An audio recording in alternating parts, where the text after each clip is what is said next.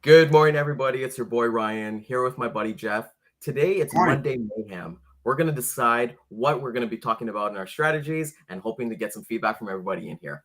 Let's hit that Let's intro. go. To the HPLS podcast. Live, relevant, and high performance information, conversations, and education weekly.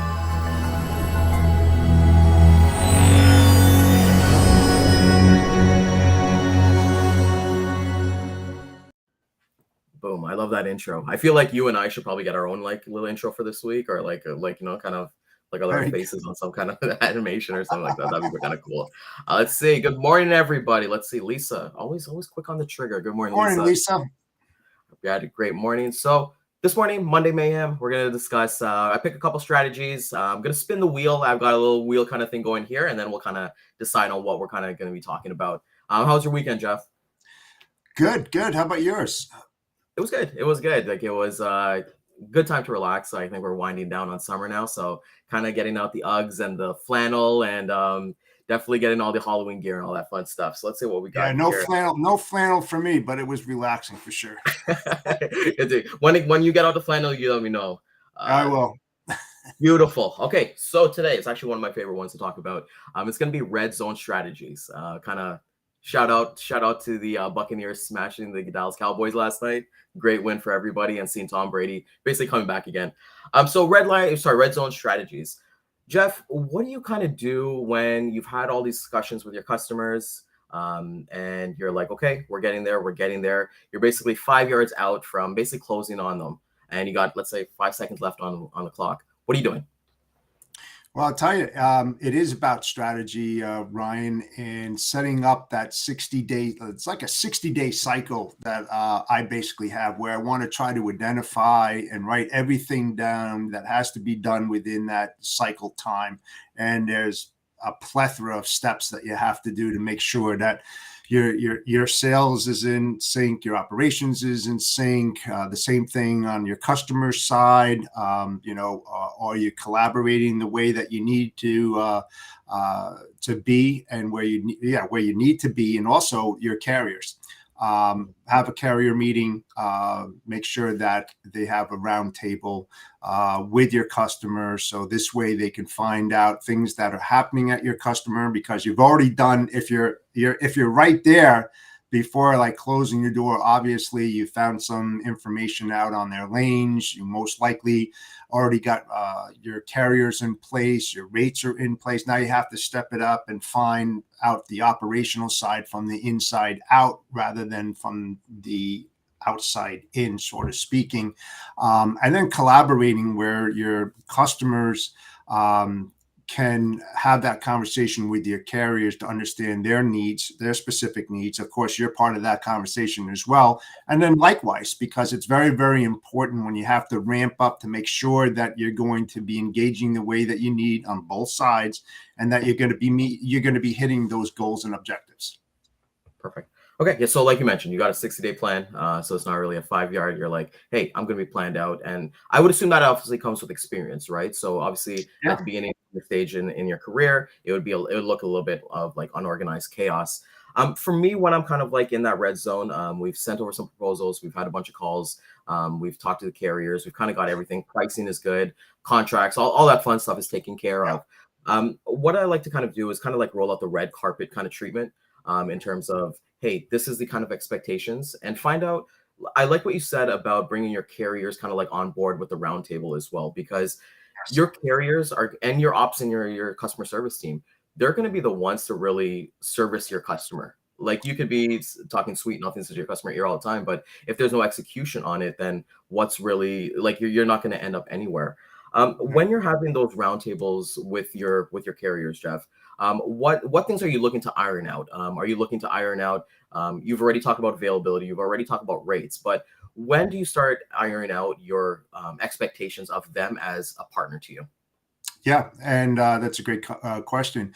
It is about the operational side. When you have these carrier roundtables, for sure, you're not talking about rates, because you don't want everybody to know what kind of rates you got from everybody. It's more about the operational side. and making sure, especially if it's a big customer, right? Because you're going to have a lot of moving pieces on a big customer. You're going to have to be scheduling the inbound, scheduling the outbound, making sure that those schedules meet certain criteria, especially on the carrier side and their availability.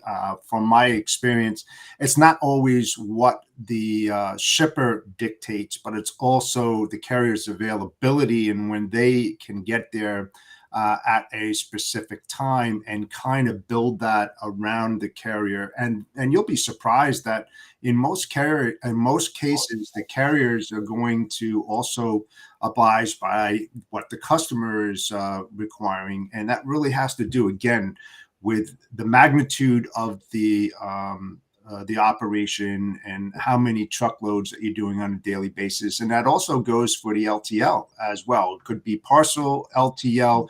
You could have a fleet moving in there as well as the truckload. So there, again, there's a lot of moving pieces. Not so complicated when you have like the one-offs and you may have like maybe 10 loads a month. Not all that difficult, but S&OP is very, very important on a ramp up and getting things prepared for launch.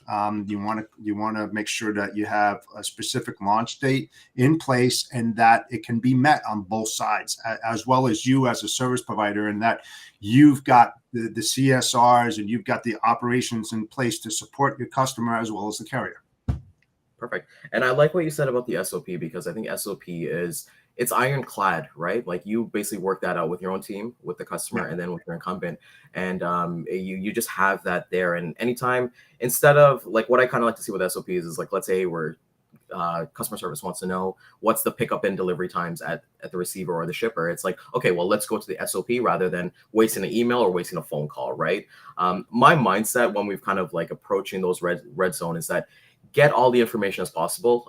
And like you always say, keep it simple, right? So you want to get all the information that you have, and that you don't really want to contact a customer for things that you can resolve on your own. That's one thing that's kind of like my personal thing. In terms of like your like red zone, you're almost there at the final step. How do you kind of position when you're basically getting your SOP together? My strategy that I kind of personally use is that when I'm talking to customers, like, okay, we've agreed on everything. Let's do a trial of like 5 to 10 loads.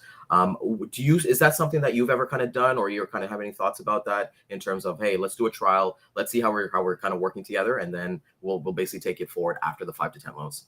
Sure. And I'm starting to smirk a little bit because my partner and I are in the midst of doing that right now. We have a very large company. Look, we'll put it into your brain. I want to get into your brain right now. We have a very large company that's shipping steel pipe out of Texas going into Canada. And it's a tremendous amount of loads every single week. But what we wanted to do to engage the customer correctly is to ramp it up. Like you said, let's start off small, and then let's start the engagement, get the right carriers in the corral that can support it. Make sure that you have the bonds in place, because the carriers need to be bonded, unfortunately, when they're going across the border into Canada. And so it's making sure that you have the right carriers in place, that has the right certifications, the insurance, you name it, they must have it, and then ramp it up. And so as you're building that corral, now you can start taking on more and more of that workload until you get up to, it's like 5 lanes, 20, like 100 loads a month. So it's not something that you're just going to just turn on, because you're gonna fail miserably, because you're gonna have bumps in the road. Everybody has bumps in the road, right? Yeah. And then what you have to do is you have to start ironing it out and figuring out why these bumps exist, and then try to flatten it out a little bit, and then put work instructions in place or process improvement plans in place. There's numerous things that you can do to avoid these bumps from happening. But I also have, it's a 60-point customer facility profile checklist that I created a long time ago. And when I talk to my customers and everything, I give them this form and I tell them to fill out everything on that form, because it's going to has all the information that you need as a service provider that to enable you to support the carrier as well as the customer at a very high level. And it kind of takes away the guesswork. It's from hours of operation, the facilities. I mean, we're talking network here. It's a large form. So there's different things that we do operationally to ramp up to make sure that we have the right things in place to support both the carrier and the customer. Perfect. And that's the one thing, like you're doing a 60-point check, like you're better off than like those oil change places, doing like a 5 check on your car, like just tapping it and saying, hey, your car's good to go. But with that being said, like what I like to do and kind of strategy I like to kind of tell people, if you're not doing this, definitely start doing this. On your calls with your customers and even with your carriers, bring your ops and your customer service team on. Oh, definitely. And that's what I kind of like to do. I kind of bring these guys and girls on the team so that they know more than I do in terms of, hey, what the receiver, what the shipper is going to be like, and what the expectations. Maybe it's been other loads that they've done there before. So involve them, empower them. And I think that's the one thing we kind of need to do is that empowering our own team so that they can really take us into the end zone, right? Since we kind of got the football theme going on here. So we got the red zone. We don't hit the touchdown. We fumble it. So in terms, can you name like a situation where like, hey, you thought everything was good to go. Let's say either they ghosted you or the project got taken off or something like that. Something went wrong, not to your expectations. What did you do, Jeff, in terms of basically bringing this back? Or, hey, sometimes you got to chalk it up as an L and then kind of move on. Yeah. First of all, I've learned not to panic. That's the first thing, obviously there's a reason why it went left and you wanted to go right. And you have to really dig into it to find out. But it's not a time for panic. It's a time for uncovering the issues and then putting the right procedures and processes in place in order to turn it around and get it back on track. A lot of times, things do go awry and they're not going to come back for some reason or another. And it's happened to me in the past where you've done a tremendous amount of work. You've got all the pieces of the puzzle there. And then the customer second guess and says, you know what, we're not going to do it. It's okay. I mean, the way I look at it is it's practice for me. It's like, I like to, do my skills and make sure they're in check. I've been doing it for a long time. So I like the Excels. I like doing data. I like doing all of that. And when you go through these procedures and getting ready for this, possible launch and it doesn't, it's just fine tuning your skills again. So I don't find it as being a burden or a lost cause. It's another learning procedure. So don't panic when those things happen, but try to uncover, talk to the key people, both on the carrier side, if it's carrier related, or on the customer side, or both. And we were talking about sales and ops. I'm not talking about your sales and ops. I'm talking about the customer sales and operations, that when you bring in your carriers to have a roundtable, make sure your customer brings in their sales and operations team, because this way everybody's going to be on the same page and they'll have a very good understanding of what's going to happen in the near future, new products that are coming on board, a new rollout, whatever it might be. This way, there's no surprises on the carrier side as well as the service provider side, and everybody is on the same page, traveling at the same speed. And so when it's time to launch, you're ready to go and you have all the moving pieces in place at that time. Perfect. Yeah, and that's that. And sorry, I should have mentioned that as well. Like, yeah, definitely have that conversation with their whole team too, because sometimes you'll probably see it as well that the customer that you're talking to is not the person you're going to be talking to day to day, obviously, right? So like the load planners or like the people, those are the ones that your team is going to be communicating with the most. Everybody here watching on, thank you guys so much for watching. Just please leave some comments saying, hey, what do you guys kind of do when you're kind of at that red zone strategy? Some things to kind of push it forward. We'd like to obviously learn from ourselves as well. Sure. For me, when I kind of like look at it too, when it comes to, let's say somebody goes ghost or something like that, I like what you said with don't panic, because I think that's the first. It's just human nature, right? What I kind of like to do is I kind of like to go to somebody who's kind of been there before, like let's say somebody, another sales rep in the team, or it's like my manager, director, or someone like that, someone who's been there through the trenches, and just kind of ask, hey, what have you kind of done in this situation? I know Dan has been a resource to me where like I'd be like XYZ has happened. What would you kind of do? So you kind of like lean that experience. And I think like when we're having those prospecting calls as well, we like to have those stories, right? We like to kind of build with our customers. Hey, I was in this situation and this is what I did to overcame it, right? From coming there. With your customers, and I think like you mentioned, don't panic. No, but the thing is too, is that to go back to the customer, in a lot of scenarios, if you're really good, you're going to be talking to the C-level people, right? Yeah. So the C-level people are up here and you have a good relationship, but now they don't really know what's happening on the ground floor. So that's why I'm saying, you start bringing in those moving pieces. Of course, he or she can be present on the C-level side of it, but now you want to bring in your strategic operations and your freight bill payment and your ops team and the warehouse management team, all of that, because they're so key in making sure that what you're doing is going to roll out right. If you happen to not bring in one of those key players, you're going to lose out greatly, because they know something that you don't know, that they don't know either. And now it's all new, it's fresh, and everybody's got it on its mind. And so now you're traveling again at the same speed.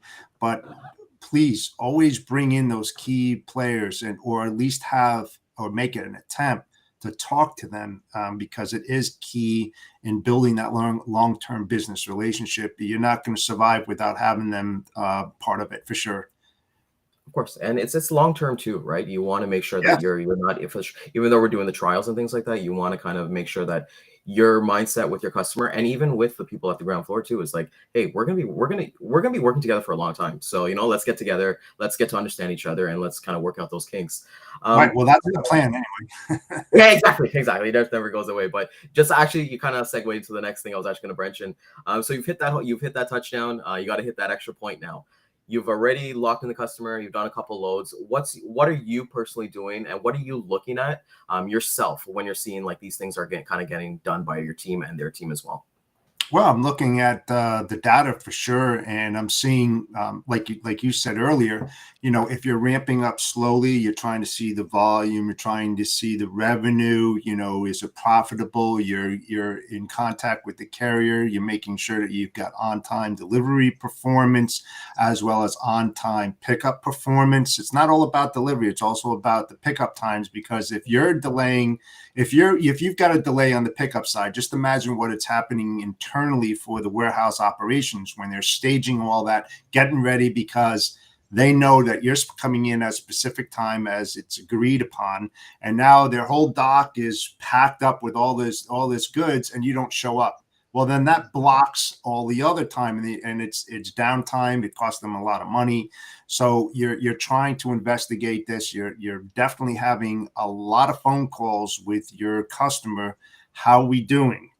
Where are we failing? Don't be afraid to ask, where am I failing? Because it's new to them, it's new to us, and you want to try to uncover those, what I call hidden bake opportunities. It's something that you may not have discussed, that just happens, evolves or comes out of the woodwork, and then it's known. So now you have to react to that problem or that issue and try to fix it as quickly as possible. But don't be an absent service provider, meaning that you're just taking it for granted that everything's going well and the pieces are moving by themselves. It's not going to happen. We work in the logistics industry, and every day is a challenge. You don't know when you're going to get blindsided, and anything could come up. So always look at the what if scenarios. Always look at the worst case, because if you do that, you're going to be prepared for what comes down the pike. Especially if you've got that experience, you can kind of fend them off before it happens. But if you're new to the business, always keep it in the back of your head and think about what could happen. And just don't call up the customer and have that conversation.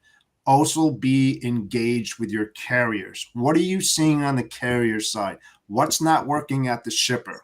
because it goes both ways. Shipper may say it's great. The carrier may say it sucks. So you got to find out, why does it suck and why is it great on the shipper side, and try to mend that problem as quickly as possible, because carriers, they're in the business to make money and be profitable, just like the shipper, just like us as service providers. So when they're sitting there for long periods of time, they're losing money, and they don't like to do that. And they'll be more than happy to pull away if it's consistent and they see a lot of problems that's not getting resolved. So.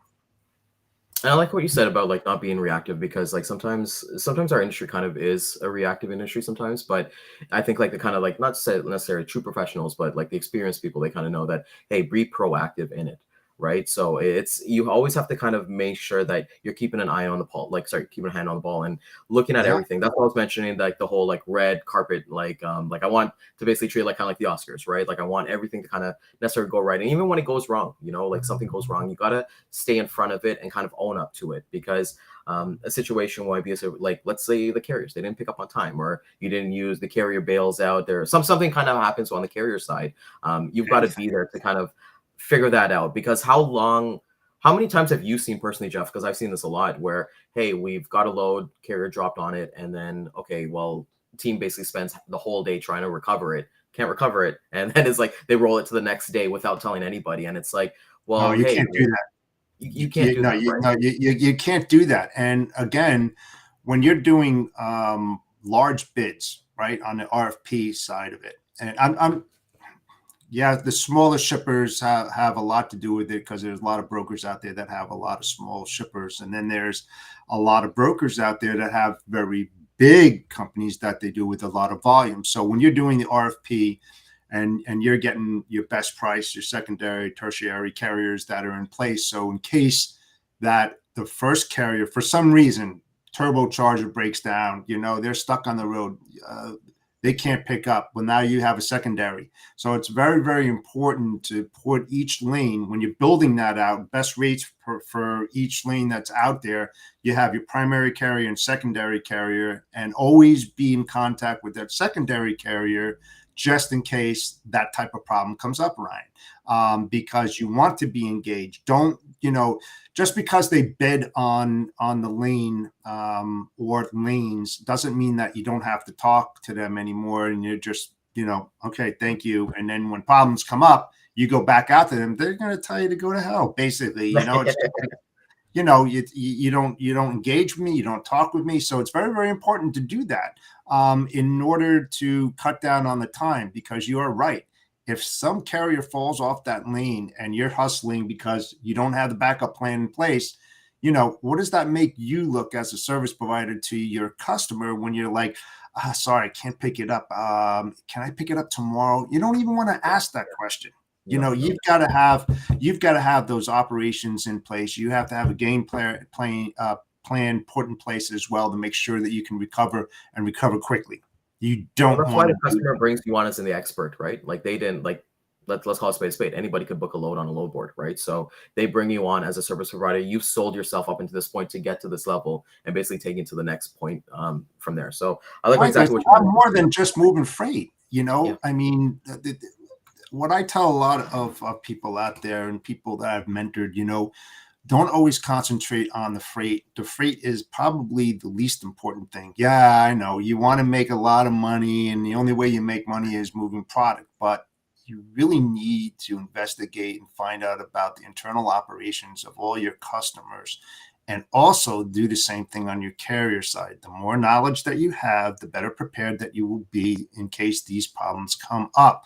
So like I said the last time, if you have the ability, you have a friend that works in a warehouse at DC, see if you can go in there for the day and walk around, just walk around and, look at what's happening and what they go through on a daily basis. Go into the yard, watch how these trucks are being moved in, the workhorse, how they're moving in those trailers, shuffling them around, how they're staging things on the dock. Go into the freight office, walk around, ask questions. It's one of the best things that you can do to gain really critical education. There's so much more to logistics than just moving freight.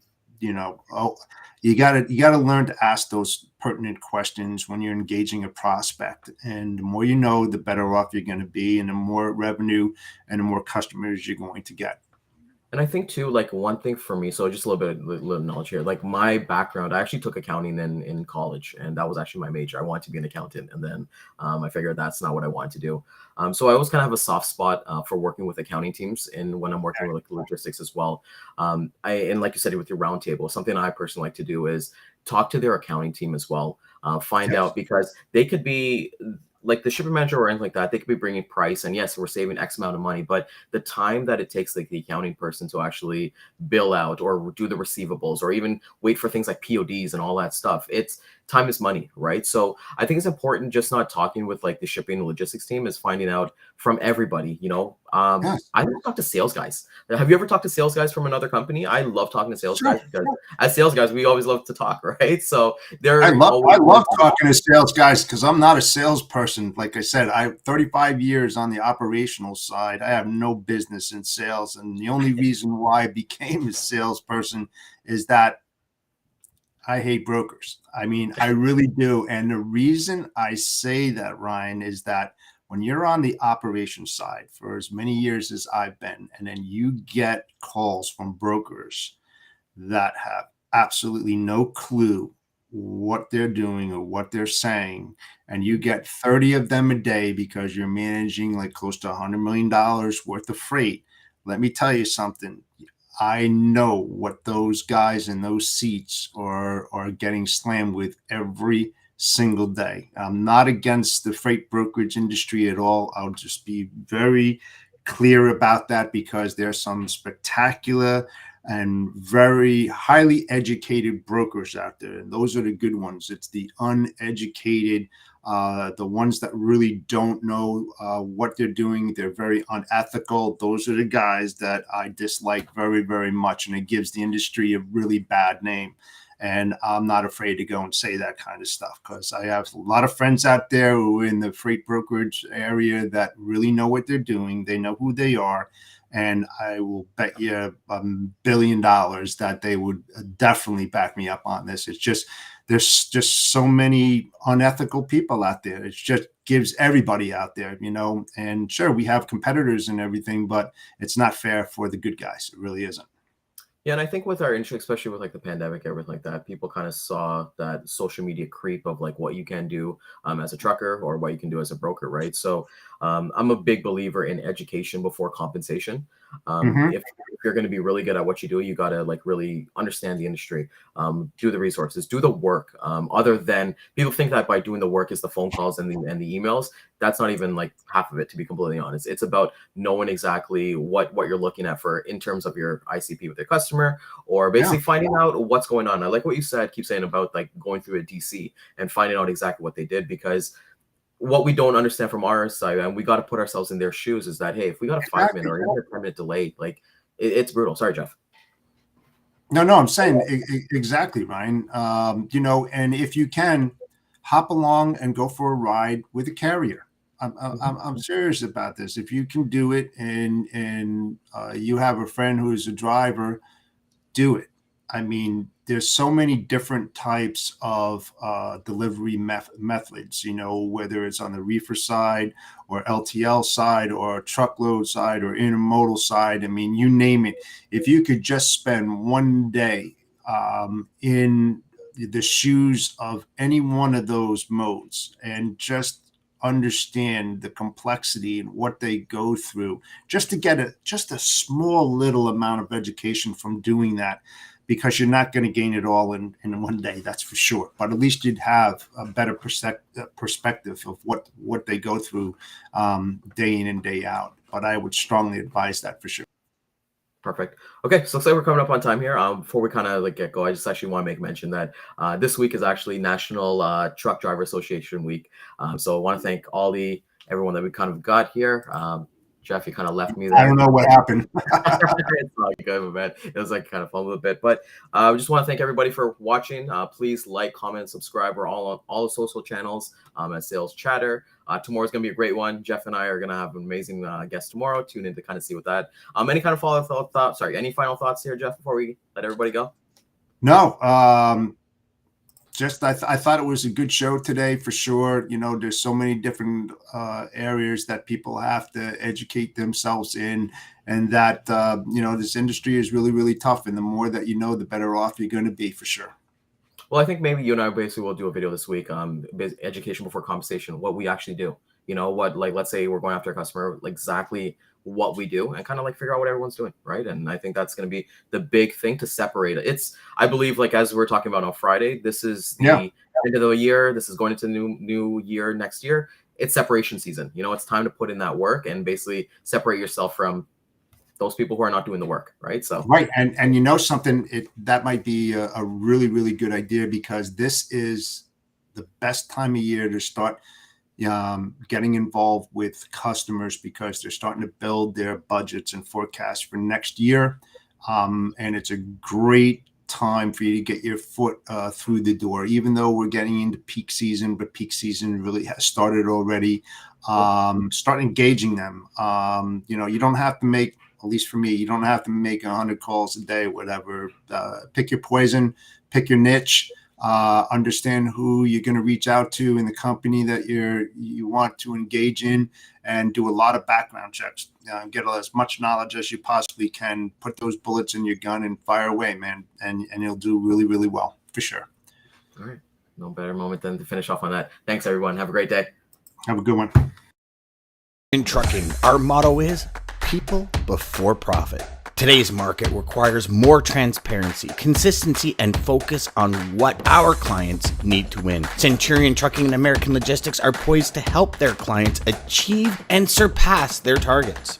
If you're looking for a team that honors your needs, dreams, and aspirations, then get a hold of Daman at American Logistics or Centurion Trucking and start designing your career today.